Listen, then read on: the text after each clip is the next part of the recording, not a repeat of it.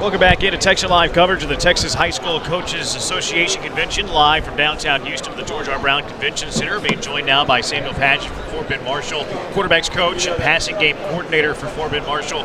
First and foremost, take us through that ride last season that you had, a great run through the regular season, and then, of course, the postseason as well. Yes, sir. That ride was phenomenal. First of all, I want to say thank you for having me. That ride was phenomenal. It was one for the ages, one for the archives. We overcame a lot. Yeah. Overcame a lot of adversity that year. We found out who we were early on, and kept it going. Had no issues. Had a few roadblocks in the way, but we basically took care of business, and it was fun. That's what I can say. It was fun, and we're looking to do it again. First round, we knew it was kind of going to be a pretty easy game, and then that second round you run up again against College Station. Not College Station, but was it College Station or no? College Station was the year before. It was A&M Consolidated. Excuse me, A&M Consolidated. We knew they were loaded, and we go up north and we played them. And it was a pretty close game until we decided to put Devon Achane in the backfield, and that changed the momentum of the game. And we didn't look back, and it was close until that big catch by Casey Barnett in the fourth quarter that actually sealed the deal for us, and we wound up winning that game. And then third round, we go to Port Neches Grove and play that highly recruited, highly touted quarterback that's going to UT now. And it was that game was a fun game. That game, the guys were actually clicking on all cylinders. They understood what they had at stake. They understood the fact that they were trying to protect the tradition of getting to round 4. But this year their focus was getting beyond round 4. And Port Neches Grove was round 3, and they were in the way of getting back to round 4 and beyond. And so we beat Port Neches Grove. I believe it was out in... That was in Stallworth. I called that game on Texan Live. That was a game where everybody expected it to be tight, to be a high-scoring game, and right. I think Fort Bend Marshall made a statement that night. Yes, sir. Yes, sir. Especially defensively, because all week long we kept hearing about how this quarterback, he was big, he was powerful, he was a powerful runner. He'd take his team, put his team on his back, and basically tote them to state. And they played with a grudge, and I think they held him to 14 points, I believe, if I'm not mistaken. And they took pride in that, and we took pride in doing what we do, playing Marshall football. And we just kept it rolling to round 4. And then round 4, we ran up against that buzzsaw Huntsville, who had just come off a big win versus Manville. And honestly, we were expecting to see Manville again round 4. But Huntsville, they beat them convincingly in NRG the week before. So we were like, okay. So, after watching film over and over and over and over again, we were like, ooh, Huntsville's coming with something. We knew we had our hands full. That was a good team. That was a great team. Actually, they were probably the biggest, most stout team I've coached against in my 17 years of coaching football. That DN, he was 6'6", 295, committed to UT. That linebacker was every bit of, 6'2", 210, coming downhill. I remember running inside zone the first play of the game, and he hits Jerry Davis smack in the chest, and we fumbled, and we recovered it, but I was like, ooh, why didn't we throw that check? So I was just like, whoa. So that was a great game. It went into overtime, and then, the magic of Missouri City, they call that the Most City Magic or Most City Magical Moment or something like that, with the double reverse. Yeah. Devon Achane throws it to Campbell, Delvon Campbell, who makes a phenomenal catch, and then Casey Barnett. After Delvon Campbell comes down with that ball, Casey Barnett has a block on that safety who springs Delvon to the end zone, and that was just a magical memory that I will forever remember. And Delvon scampers into the end zone, and we win that game I guess, on that play, and it was just a phenomenal game going into overtime. And, I still watch that, the ending of that game to this day. And after that, after Huntsville round 4, you go into Calallen, you take a road trip to San Antonio, and, you're playing Calallen. And we know what Calallen is capable of. We know what they do. I mean, it was just, we understood the magnitude of this game. The athletes, I think they were, since they had just suffered the loss of their teammate. Yeah. That's hovering over them. It's an emotional game, an emotional atmosphere. You're no longer in your backyard. You're in San Antonio at Northeast ISD, and you're playing Calallen. And all week you hear about the coach that has won the most games in Texas high school football history. He has all this tradition and history, and he's won 11 regional titles, and on and on all week. And so it was an emotional roller coaster at that time, and the kids stepped up once again and played a hard-nosed, hard-fought game. Our hat goes off to the defense. The defense played lights out and saved the offense at that time, because the offense in no way was clicking on all cylinders, especially when you're playing Calallen. You're going to get a maximum of 6 possessions. Yep. And they pride themselves on watching that clock tick, getting first downs, slowing the game down, and keeping you on the sideline. When I honestly say we had the ball 2 times in the first half, our offense was so cold. They were, I know I looked around and told them to warm up 3 different times during the first quarter. We had the ball twice in the first quarter. And, we went in, made adjustments. We knew we couldn't turn the ball over. We couldn't make any mistakes. So what we decided to do, instead of, playing our tempo, speed ball type of offense, our up-tempo NASCAR offense, we slowed it down and we took care of the ball ourselves. Once again, we put Devon A. Chan in the backfield and changed the tempo and changed up things and played martial football. And that was, to me, a phenomenal adjustment by the offensive staff. And walked away with that victory. I remember when it was 4th and 12, and we have a play called post curl, and the protection broke down a little bit. Malik Hornsby, the highly touted 4-star quarterback that we have, he scrambled a little bit and threw a dart to Corey King, who's now at Tulsa. And it was 4th and 12. It was a 13-yard curl. And I said, well, fellas, let's go home. After that, we took 4 knees, and it was 3 knees, and we closed that game out. I think it was 19-16 or something like that. And it was just, let's go home. It was one of those games where it's like, just get out of there. Get out of there. Because I've never seen a team such as Calallen who, when they get a first down, they're content with that. Right. They're content with getting first downs, bleeding you, putting you to sleep, and then they'll just hit a big one on you. And that's what our defense had to understand, who they were playing, and you got to hit every play. Read your keys, do what you're told, play sound football, and let's go. And that's what they did. And like I said, the game ball in our hat went off to the defense because they carried the team that game.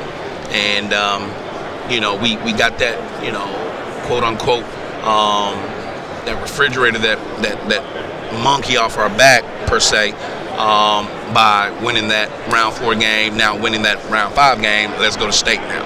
So now this is what we've been hoping for, praying for, working for, just grinding for an entire calendar year, because things didn't sit right with us the 2 previous years by getting to round 4 and losing to College Station, who eventually went on to beat Aledo 20-19 the year before. So we were sitting there like, oh my God, we were beating College Station by 13 at halftime, only to lose by 2, the previous year. So we knew we had to approach things differently and, just take care of business. And so we finally took care of business with winning that round 4 game, now beating Calallen.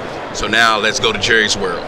Well, you get what you pray for, you know. And then we run into that buzzsaw Alito, and they were who we thought they were, you know. And you know, and I tell guys, my hat goes off to our young men because they handled every situation with class and as well as you can expect them to, being teenagers, losing a comrade, week 3 of the game, week 3 of the playoffs, week 4 of the playoffs, and then, you know, staying emotionally intact and in tune with what's being asked of you. That's hard. You know, they buried him on Wednesday, got on a charter bus and rode 4.5, 5 hours that Thursday, and then played that state game that Friday. So, you know, the final score does that game no justice at all. But to me, they decompressed. You know, getting outside of Houston, getting outside of Missouri City, they were able to finally just let the moment sink in. They just let it sink in a couple of hours too early. Yeah. But it was a phenomenal experience, phenomenal trip, and you know, we're just ready to do it all over again. Yeah. I mean, it was a great run for sure. Yes, sir. I to be honest with you, I remember whenever it happened, the passing of a player. I forgot about it whenever you sat down, but of course I remember everything that happened once you brought that up. And yes, sir.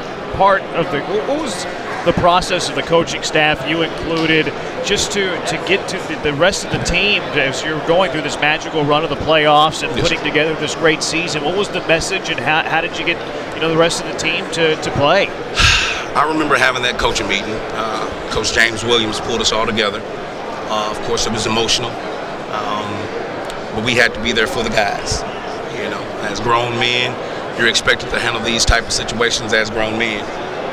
But it's still taxing and takes a toll on you as a grown man, losing someone of that caliber. Now, mind you, he had only been with us probably 6 or 7 months, but the magnitude and the impact that he had on the student body, the community, his teammates, he was a buff.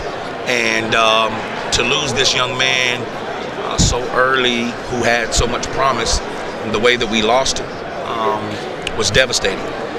And as grown men, we rallied around one another because we had to rally around the kids. Yeah. And we just, you know, our rallying cry was "Do it for Drew," because he knew what we were fighting for. And we appreciate everything he did for us at the time that we had him.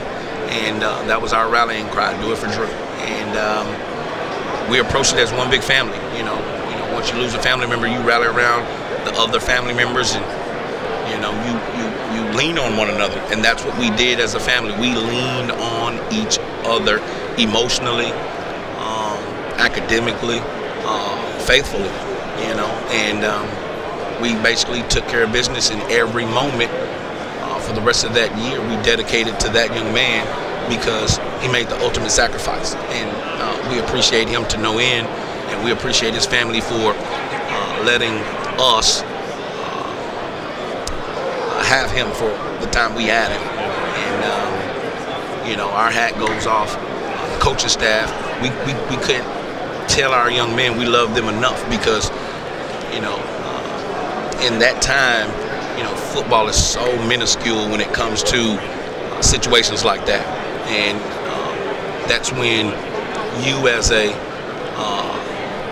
coach, a husband, a father, you realize that, you know, this is your family, you know, the Buff family, the community, the administration, you know, the student athletes as a whole. You realize that, you know, you're fighting for, you're saving lives. Yeah. You know, I always talk to my older brother about it, Greg Padgitt, who's, you know, in Austin, and he has a foundation, Future All-Stars, and we always speak about saving lives, being soul savers, and that we totally believe that we utilize athletics and academics to save lives and change lives. And that's what we were doing with young Drew Conley. That was just one of the young men that, you know, the Buff family, the Buff coaching staff was doing. We were changing and saving that young man's life, and unfortunately, he met an early demise during the football season. But the rallying cry was "Do it for Drew," and that's what we leaned on. And my hat goes off to the coaching staff because they handled it well. They handled it really well. My head coach James Williams, he handled that like a champion. He's a phenomenal man, and my hat goes off to him. It's I don't know of too many coaching staffs that wouldn't have folded under that pressure, but we leaned on each other, and we basically took care of business. And by the grace of God, we came out emotionally full, grace-filled, and we're here now. Ready to hit the reset button and let's do it all over again. Being joined by Samuel Padgitt of Marshall High in Fort Bend. You mentioned do it all over again, make another great ride. Yes, sir. I know that many people were expecting big things of the Buffs this season. Yes, sir. What's the outlook look like for the upcoming season? Reload. That's all we've been preaching. Reload. Let's go back to work. And every time we work out, I say, don't just say it. Let's do it. Let's mean it. And we don't just work for 4 quarters. We work overtime. It used to be a time where if you said overtime, our guys would drop their head like, oh Lord. Now they embrace it. Now they embrace it because they understand what it takes. It may take overtime. It may take double overtime, but we're not going to stop until the done is done. And we're going to be victorious because you're not going to outwork us. And that's what we pride ourselves on. Some people say it, but we do it and we mean it, and it shows. Whether it's the track, whether it's the classroom, whether it's the football field, we're going to work. We're going to outwork you, and we're going to, we're going to do a class. We're not going to, try to show you up, taunt or anything like that. We're going to do it gracefully, and we're going to take care of business. And I'm excited. Everyone's refreshed, and I'm glad to be at coaching school here, sitting here Texas Live on the interview, and I'm so gung-ho and ready for this football season. I can't wait. Offensively, we've got several guys coming back, and they understand the workload that's going to be asked of them, and they're refreshed and ready to go, and they've been in the weight room and hitting that track and winning national championships and at New Balance outdoor championships on the track, and staying under the radar per se, staying out the way. But they're excited and they're ready to rock and roll, and I can't wait, man. Malik Hornsby's going to light it up, and Devon A. Chan, he's going to light it up and run away from people, and we've got a couple of wide outs who are going to prove themselves this upcoming season, and I can't wait, man. We're just going to reload on offense. Our O-line is stout. We've got a nice H-back tight end. He's stout, and they basically felt like Alito punked them, and I wanted them to feel that way, and that's what we preached, and they hit that weight room, and they understand that they're going to go get their lick back. They're going to go get their bike back, and we can't wait, And it all started, to me, it after that state game, talking to some guys, they don't want to ever feel like that. Yeah. They don't ever want to feel like that again, and that's the challenge. And that's the challenge we've bestowed upon, our returning athletes. You don't ever want to feel like that. You know what I'm saying? You want to feel, if a guy gets the best of you, you want to know you gave him your best. And a lot of our athletes feel like that wasn't their best. Yeah. And that emotional roller coaster will do that to you. And so now they understand what it takes to go to Jerry's World, and not only just to go, but compete at that highest level. But they feel like they never got the ball rolling. So now they feel like, okay, we've got a point to prove to the state of Texas, to every region in Texas, that it wasn't just a fluke just to go there. Because if you look at that score from last year, some people might say, well, y'all were just happy to be there. No, it wasn't that. Trust me, it wasn't that. And we're ready to rock and roll. But our defense, man, my hat goes off to them, because I'm just so ready to see them fly around, because they feel like they got bullied. And if you talk to those guys, and if you look at those guys, they've worked with the chip on their shoulder this offseason, because they hear so much about the offense all the time. Now they're looking to make a statement, and I mean a real good, true statement, and they're going to make it early on. And I can't wait, because we've got some guys on that D-line that are under the radar. And I know we always talk about the offensive guys, and our left tackle Larry Moore, who's committed to Texas Tech now, and a couple of smaller guys, unsung guys, who they're under the radar, but everyone knows their role and everyone's willing to play it. But that defense is going to be vaunted. I can't wait, just to unleash those guys and see them fly around and play like they have a point to prove, with the chip on their shoulder. So I know we talk about the offense a lot, but watch out for that defense, man. They've taken it up on themselves not to get run over again. Yeah. And so I told them, show me, just show me. Show me by how you work. Show me by how you act. Show me by how you carry yourself in this school building. Show me by how you take care of your academics. Show me, show me the little things. Don't talk about it. Just show me. And so they showed me all summer. So I'm excited, and I don't know if you can hear the excitement in my voice, but I'm ready to get back after it, man. I can't wait. We all know in the state of Texas, after coaching school is on. So hey, we're getting this last brouhaha in, and giving high fives to fellow coaches, and smiling and laughing and having a good time. But we all know in the state of Texas, Friday nights, shut down the town and let's go. So I can't wait, man. I appreciate everything that you all do, and